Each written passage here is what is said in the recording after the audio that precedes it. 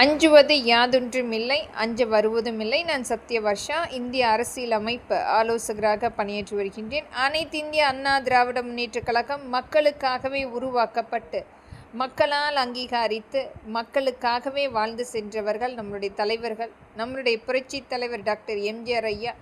அவருடைய காலகட்டத்தில் மக்கள் அந்த 3 வேளை உணவருந்த வேண்டும், வசிப்பதற்கு வீடு கட்டமைப்பு, வேலை வாய்ப்பு, தொழில் வாய்ப்பு ஏற்படுத்த வேண்டும், மக்களுக்குரிய பாதுகாப்பு நிர்ணயம் செய்ய வேண்டும் என்று ஒரு மிகப்பெரிய சான்றாக ஏற்படுத்தியதுதான் அனைத்து இந்திய அண்ணா திராவிட முன்னேற்றக் கழகம். மக்களை நேரடியாக சந்திப்பதற்குரிய மக்கள் சட்டமன்ற பேரவை அமைக்கும் பொழுது எளிதாக ஒவ்வொரு தொகுதி ரீதியாக ஒவ்வொரு நாளும் ஒரு 8 தொகுதியை முழுமையாக மக்களிடத்தில் மக்களுக்குரிய பிரச்சனைகளை முழுமையாக கண்டறிய முடியும். முதலமைச்சரை நேரடியாக மக்கள் சட்டமன்ற பேரவையில் அமர்ந்து பேசும் பொழுது மக்களுடைய நிகழ்வை நேரடியாக இன்றைக்கு கவனிக்கக்கூடிய சூழ்நிலை ஏற்படுத்த முடியும். எங்கு பார்த்தாலும் ஊடகங்களுடைய நாடகம் பிம்பம் மட்டுமே எதிரொலித்து கொண்டிருக்கிறது.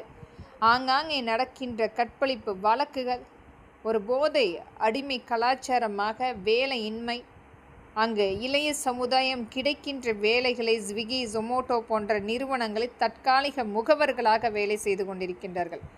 அனைத்துமே மாற்றி அமைக்கக்கூடிய மக்கள் சட்டமன்ற பேரவை கொண்டு வரும் பொழுது தினமும் ஒரு 8 தொகுதியை முழுமையாக நேரடியாக நம்மளுடைய ஆளுகின்ற அரசாங்கத்தினுடைய முதலமைச்சர் நேரடியாக பார்க்க முடியும்.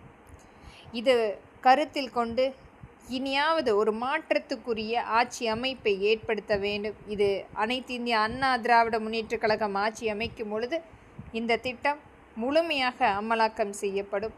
மக்களை நேரடியாக முதலமைச்சர் பார்த்து அந்த தீர்வுகள் அங்கேயே எடுக்கப்பட்டு ஒரு நல்ல அரசாங்கத்துக்குரிய வாய்ப்புகளை மக்களிடத்தில் எளிமையாக கொண்டு போய் சேர்க்கின்ற மக்கள் சட்டமன்ற பேரவை முழுமைப்படுத்தப்படும். இன்றைக்கு மத்திய அரசினுடைய மறைமுக ஆட்சி அமைப்பை நம்மளுடைய தமிழ்நாட்டில் நாம் பார்த்து கொண்டிருக்கிறோம். முறைகேடான அந்த வாக்கு எண்ணக்கூடிய அனைத்துமே மாற்றி வைத்து ஒரு மிகப்பெரிய அளவில் திராவிட கட்சிகளை முழுமையாக அழிக்க வேண்டும் என்ற நோக்கத்தோடு பாரதிய ஜனதாவினுடைய ஆளுமை நடந்து கொண்டிருக்கிறது. அனைத்துமே மாற்றி அமைக்க வேண்டும். நம்மளுடைய உரிமைகளை பறித்து கொண்டிருக்கும் பாரதிய ஜனதாவினுடைய ஆளுமையை முழுமையாக ஒழிக்க வேண்டும். கண்டிப்பாக இந்தியாவினுடைய விடுதலை என்பது நரேந்திர மோடியினுடைய மரணம் மட்டுமே கண்டிப்பாக அதற்குரிய சான்றளித்தால் மட்டுமே